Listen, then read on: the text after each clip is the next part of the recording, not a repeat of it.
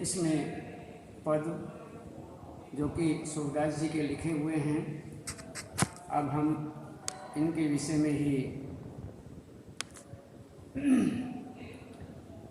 पद सूरदास जी जो इसके कवि हैं, इसी के विषय में हम आज बात करेंगे। सबसे पहले जीवनी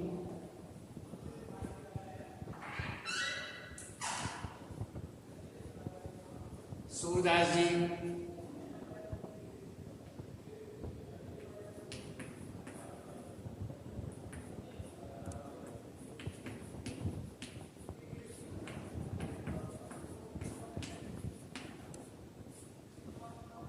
सूरदास जी का जीवन परिचय एवं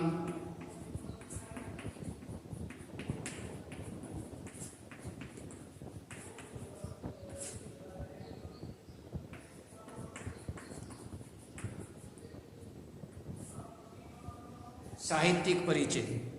सूरदास जी का जीवन परिचय एवं साहित्यिक परिचय, इसमें इसके अंतर्गत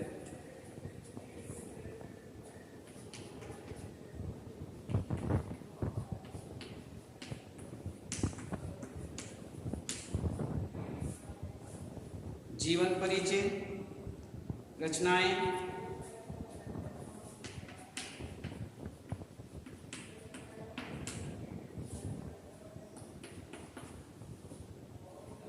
काव्यगत विशेषताएं,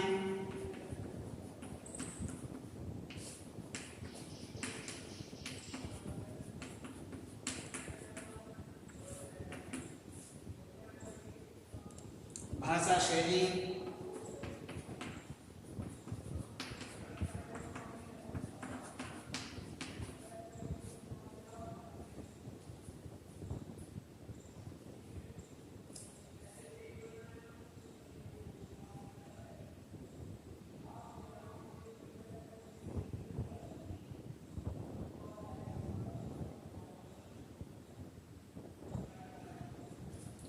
इसमें सबसे पहले हम देख रहे हैं कि जीवन परिचय, रचनाएं, काव्यगत विशेषताएं, भाषा शैली, इसके विषय में बात करते हैं और उसके बाद हम देखेंगे पाठ का सार।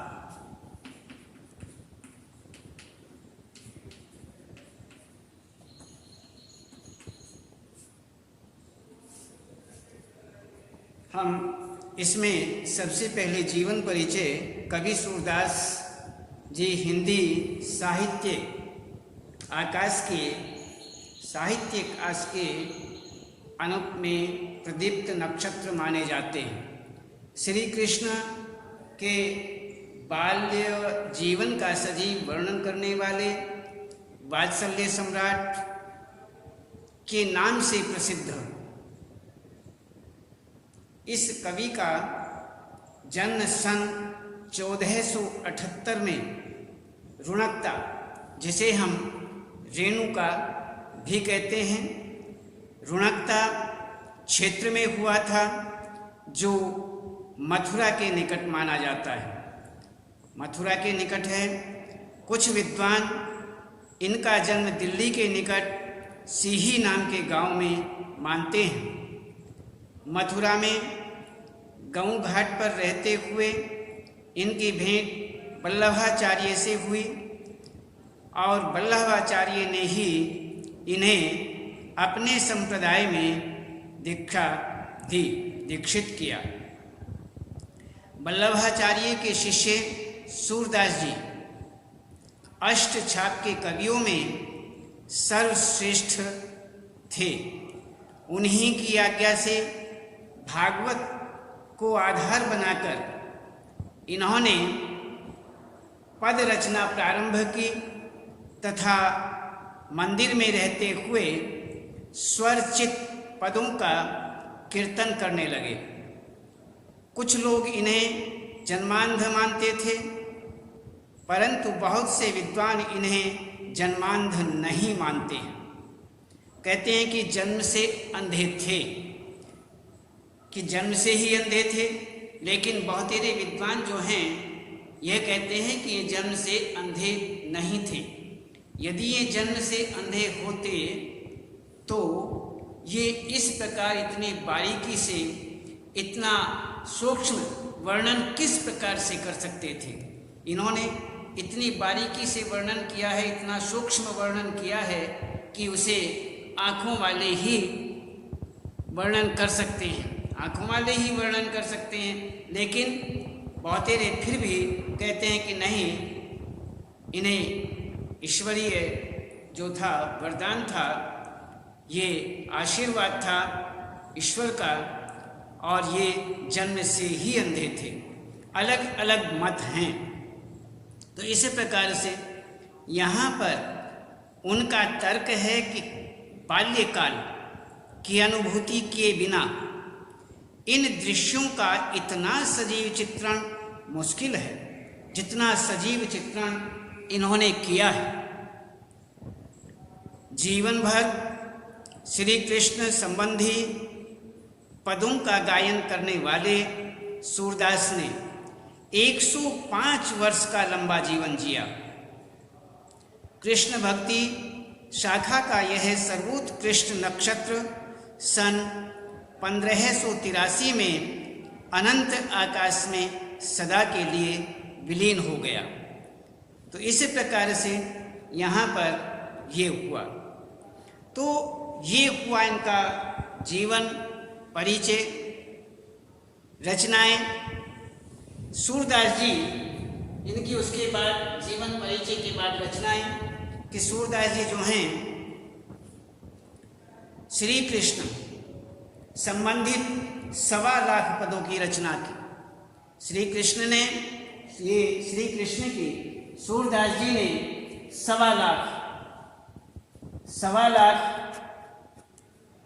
की रचनाएं यहाँ पर इन्होंने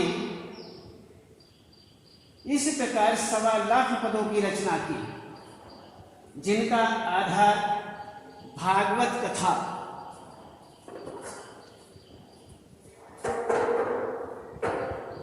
जिनका आधार भागवत कथा।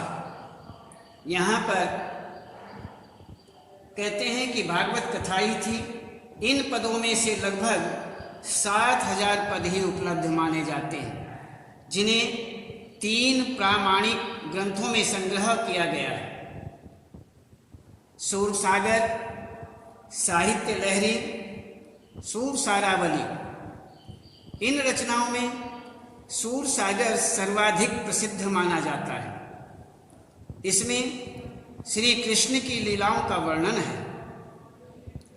काव्यगत विशेषताएं, अब हम देखते हैं इनकी काव्यगत विशेषताएं। सूर के काव्य में भक्ति की पराकाष्ठा देखने को मिलती है, किंतु सूरदास जी कृष्ण के प्रति सख्य भाव रखते थे, मित्रता का भाव रखते थे। फिर भी इनके काव्य में वात्सल्य सुख की अनुभूति है।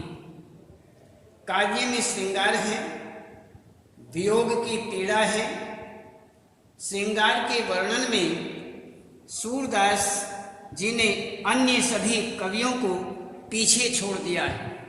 अन्य जितने भी कवि हैं उन्हें सबको पीछे छोड़ दिया है।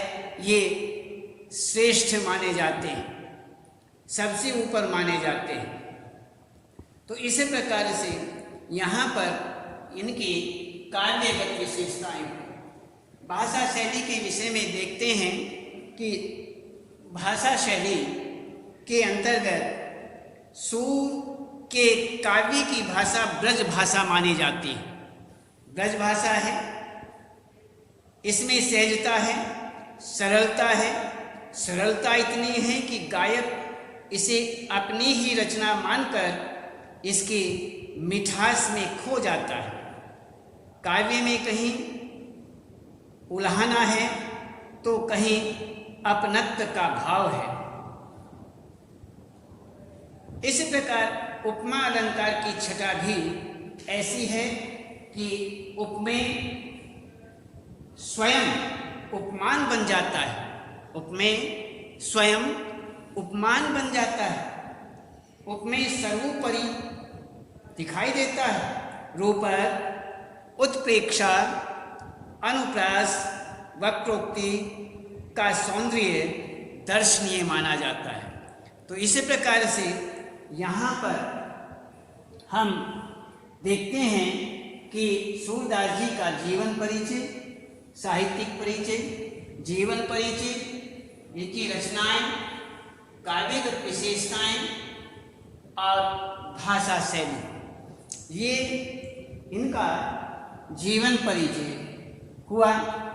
इसमें अब हम देखते हैं इनके पाठ का जो इन्होंने लिखा है, इस पाठ के अंतर्गत यहाँ पर क्या दिया है, क्या बताया। तो हम सबसे पहले सूरदास जी के काव्य सूरसागर में संकलित भ्रमर गीत में गोपियों की विरह पीड़ा को चित्रित किया गया है। कहते हैं जो भ्रमर गीत है उसमें गोपियों की जो विरह पीड़ा है उसको यहाँ पर चित्रित किया गया है। प्रेम संदेश के बदले श्री कृष्ण के योग संदेश लाने वाले उद्धव पर, यहाँ पर प्रेम संदेश लाना चाहिए था। प्रेम संदेश के बदले श्री कृष्ण के योग संदेश लाने वाले उद्धव पर गोपियों ने व्यंग बाण छोड़े। व्यंग बाण छोड़े। व्यंग बाणों में गोपियों का हृदय स्पर्शी उल्लाहना है। साथ ही श्री कृष्ण के प्रति अनन्य प्रेम प्रकट हो रहा है। इसमें यहाँ पर गोपियों का हृदय से उल्लाहना है, अर्थात वे उल्लाहना देती हैं और साथ साथ श्री कृष्ण के प्रति यहाँ पर अनन्य प्रेम भी प्रकट होता है। इस प्रकार इन पदों में श्री कृष्ण के प्रति अनन्य प्रेम और विरह पीड़ा का विशेष रूप से चित्रण दिखाई देता है, चित्रण मिलता है। पहला पद है, उसमें बताते हैं यदि उद्धव प्रेम के धागे में बंधे होते तो विरह की पीड़ा को अवश्य समझ सकते थे। उद्धव कितने भाग्यशाली हैं जो श्री कृष्ण के समीप रहते हुए भी प्रेम बंधन में नहीं बन सके। वे कमलपत्र और तेल युक्त घड़े की तरह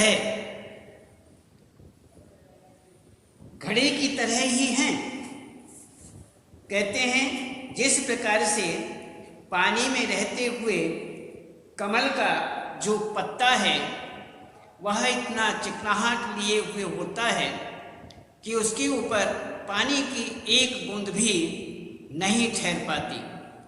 और घड़ा, एक और बताते हैं जैसे घड़ा है उस पर यदि तेल लगा दिया जाए और उसको पानी में डुबोया जाए, पानी में रखा जाए तो उसके ऊपर भी जल की कोई बूंद नहीं लगेगी, टिक नहीं पाएगी। इसी प्रकार से यहाँ पर ये एग्जाम्पल उद्धव के लिए दिए गए।